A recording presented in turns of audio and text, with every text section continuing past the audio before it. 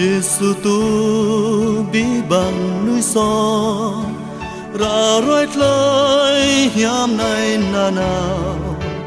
rơi răng lui chớ lần sa tan lại nôn tôi chờ lần Giêsu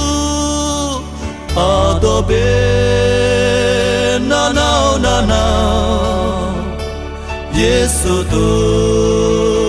bi bằng núi gió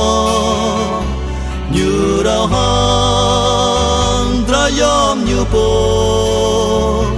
Giêsu tu bi bằng núi gió rai bê như bray bơ thời đạo cơ như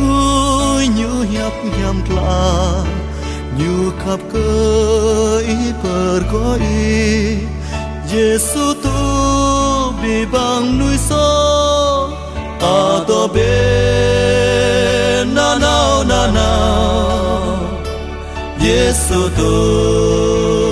bi bằng núi gió như đào hang